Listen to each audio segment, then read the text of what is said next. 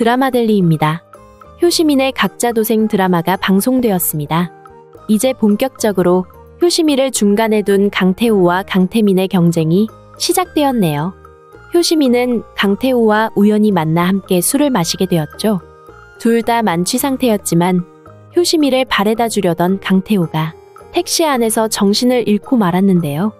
하는 수 없이 효시민은 입장이 바뀌어서 자신이 강태호를 집까지 바래줄 수밖에 없었네요.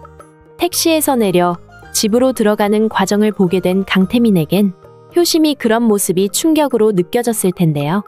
강태민이 만나자고 했을 땐 회원들과 개인적으로 어울려선 안 된다고 선을 그었던 효심이었죠. 그런데 강태호는 왜 예외인지 강태민은 질투심이 생긴 것 같네요. 밤중에 혼자 돌아가는 효심이 집을 바래다 주면서 강태민은 그런 자신의 마음을 조금 드러냈는데요. 아직은 효심이 역시 자신도 모르게 강태호에게 향하는 마음을 정확하게 파악하지는 못한 것으로 보이네요. 그런 모습을 지켜보는 강태민은 한동안은 마음고생을 하게 되지 않을까 생각이 됩니다. 더구나 강태민은 또 다른 고민이 생겼죠. 할머니 최명희의 죽음입니다. 강원도 수송저수지에서 발견된 사람이 최명희라고 TV뉴스에 나왔는데요. 우리는 최명희가 화천빌라 옥탑방에서 잘 살아가고 있다는 사실을 모두 알고 있는 상황입니다. 하지만 그 사실을 꿈에도 모르는 다른 사람들은 아마도 말도 안 되는 쇼에 속아 넘어가지 않을까 생각이 되네요.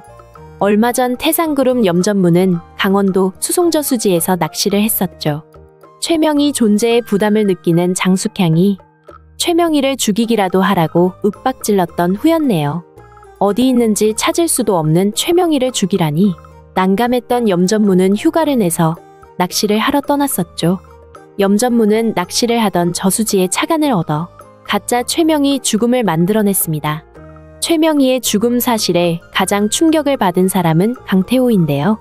강태호가 미국 생활을 접고 한국으로 돌아온 이유는 바로 최명희를 찾기 위해서입니다.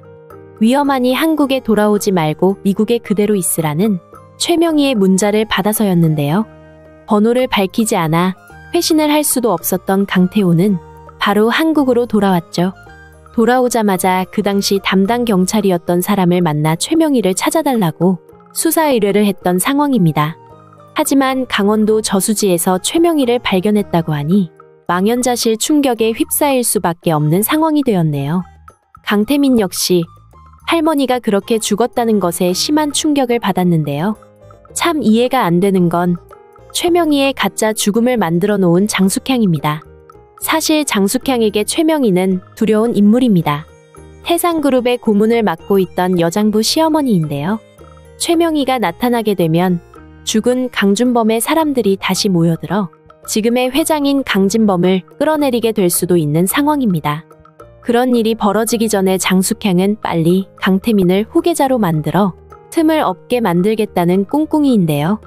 우선 최명희가 죽었다는 사실을 접한 태산그룹의 많은 임원들 중 강준범을 따르던 사람들은 더 이상 다시 재건할 기회가 없어졌다 생각하고 포기를 할 것으로 짐작이 됩니다. 물론 강태호가 살아있는 한 여지는 있겠지만 지금의 분위기로는 힘이 들 텐데요. 자신의 죽음을 알게 된 최명희는 기가 막힐 노릇이네요. 멀쩡하게 살아 움직이고 있다는 사실을 이제 밝힐 수 없는 상황이 되어버렸죠. 이렇게 난감한 상황을 만들어 다시는 최명희가 밖으로 나올 수 없도록 억제해 놓자는 것도 물론 장숙향과 염전무의 계략인 것으로 보여지네요. 하지만 우리에겐 효심이가 있습니다. 그리고 효심이 옆엔 점점 강태호가 가까이 다가오고 있고 말이죠. 이렇게 두 사람이 가까워지는 과정에 효심이랑 화천빌라에 같이 새들어 살고 있는 최명희가 강태호 눈에 뜨이는 건 시간 문제로 보이네요.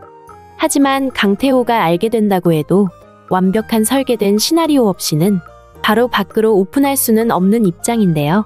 이런 상황에 큰 힘이 되어줄 사람은 바로 효심이로 보여지네요. 화천빌라에 사는 사람 중에 효심이라는 인물을 제대로 봐주는 사람은 최명희밖에 없는데요. 가족을 위해 희생하는 효심이에게 자신도 좀 보살피라고 조언까지 해준 최명희입니다.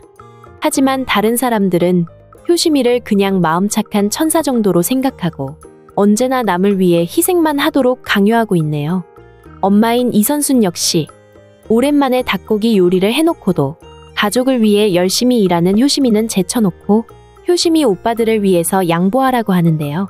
새벽 5시부터 시작하는 헬스장에 출근을 해서 하루 종일 회원들 비위를 맞춰가며 헬스장 사장 비위를 맞춰가며 어렵게 돈을 벌어오는 효심이입니다.